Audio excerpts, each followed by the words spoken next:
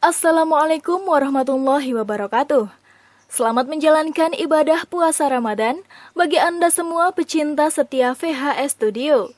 Semoga bulan ini adalah bulan kebaikan dan keberkahan untuk kita semua, sehingga kita termasuk dalam golongan orang yang beriman. Dalam riwayat Rasulullah bersabda, ketika masuk bulan Ramadan, maka setan-setan dibelenggu, pintu-pintu surga dibuka, dan pintu-pintu neraka ditutup. Hadis riwayat Bukhari dan Muslim. Para ulama telah memberikan penjelasan tentang makna dan maksud dari hadis tersebut. Namun banyak pula yang kadang salah menafsirkan makna pada kalimat setan yang dibelenggu. Ketika mendengar kata setan, maka umum dikaitkan dengan hantu semacam kunti, genderuwo, pocong, dan jenis hantu lainnya yang dikenal di tengah masyarakat.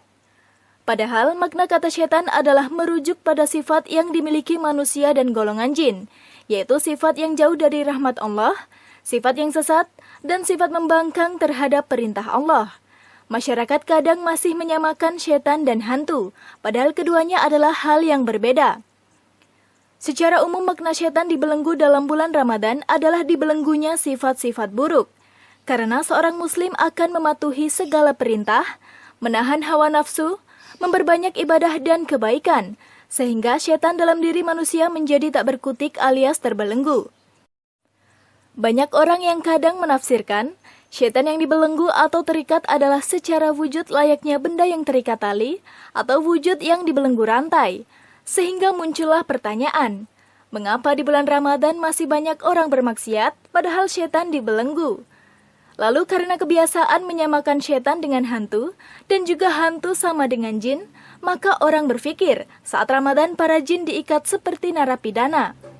Pemikiran seperti ini adalah keliru, karena seperti disebutkan tadi, bahwa setan itu sifat dari manusia dan jin.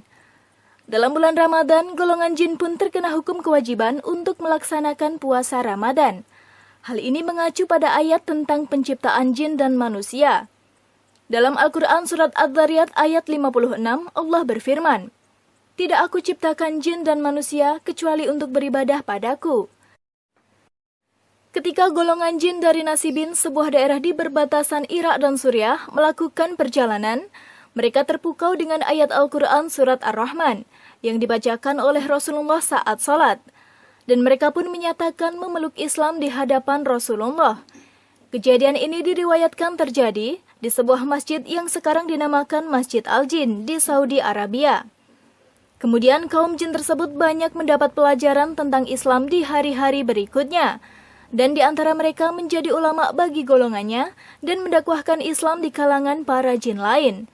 Perkembangan Islam di kalangan jin pun semakin meluas sampai saat ini. Hal ini didukung pula oleh para alim ulama dan ahli agama yang turut berdakwah kepada golongan jin setelah Rasulullah wafat.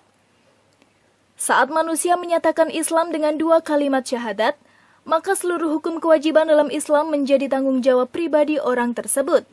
Hal ini pun berlaku pada golongan jin. Semua kewajiban dan hukum Islam harus dilaksanakan oleh jin tersebut sesuai tuntunan Al-Quran dan hadis. Manusia dan jin diberi akal dan nafsu. Masing-masing harus melawan nafsunya sendiri. Ketika para setan dari golongan jin membisikkan keburukan kepada manusia, maka manusia dapat melawannya. Tetapi saat manusia dibisiki oleh hawa nafsunya sendiri, maka ia kesulitan untuk melawannya. Sehingga dengan berpuasa, maka ia akan memaksa melawan nafsu tersebut. Begitu pula para jin harus melawan nafsu dasar mereka sendiri, yaitu sifat membangkang dan menyesatkan seperti nenek moyang mereka, yaitu iblis.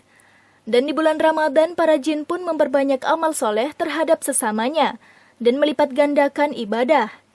Jadi, tidak ada jin yang terikat atau dibelenggu seperti apa yang dibayangkan, karena mereka pun memiliki kewajiban yang sama seperti manusia saat Ramadan, kecuali para jin kafir yang tetap bermaksiat tanpa terhalang. Para jin pun melakukan jihad dalam menjalankan Islam, yaitu dengan memerangi sesamanya yang kafir, karena jin kafir pun memerangi jin muslim untuk dihancurkan. Demikian pemirsa, sekelumit pengetahuan yang dapat kami berikan. Semoga bisa menjadi pelajaran untuk kita semua, dan sampai jumpa di episode berikutnya. Wassalamualaikum warahmatullahi wabarakatuh.